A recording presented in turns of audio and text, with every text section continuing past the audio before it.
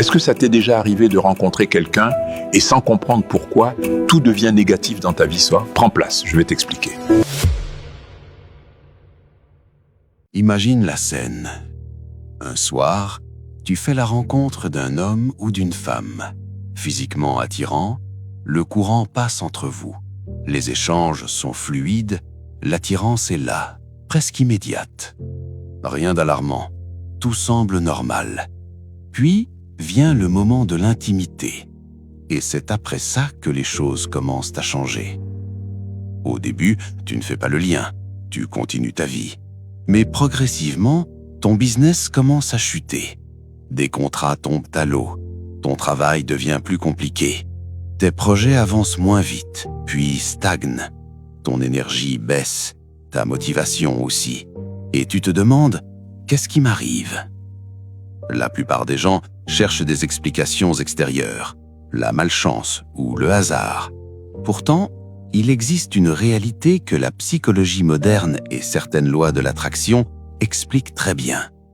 Nous sommes des êtres d'énergie, de rythme, de cohérence interne.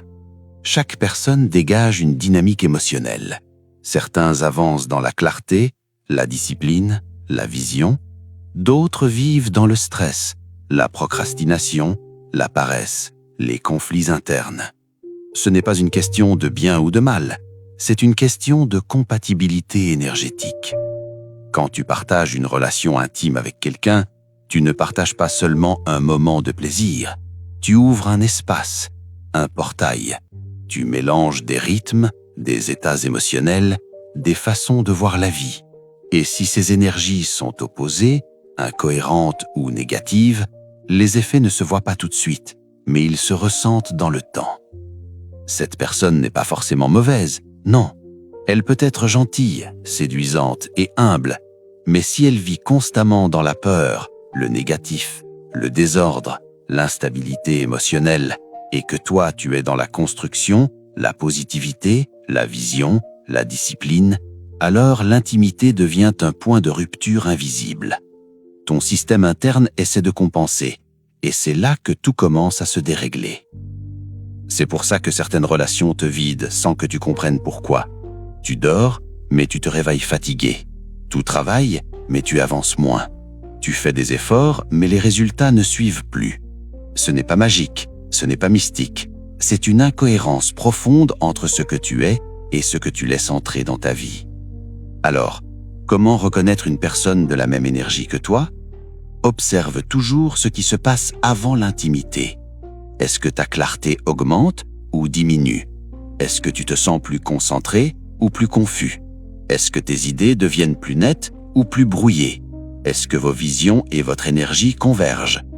Une bonne connexion ne te détourne pas de ta trajectoire, elle la renforce. Une personne alignée avec toi ne te ralentit pas, elle ne t'épuise pas, elle ne crée pas de chaos autour de tes projets. Même dans les moments difficiles, ta vie continue d'avancer parce que vos énergies vont dans le même sens. Retire ceci de ta tête. L'attirance physique n'est jamais une preuve de compatibilité. Le désir est chimique, l'alignement est structurel, et confondre les deux coûte très cher à long terme. Si tu traverses une période où tout devient négatif après une rencontre intime, ne te condamne pas. Analyse, recule, observe.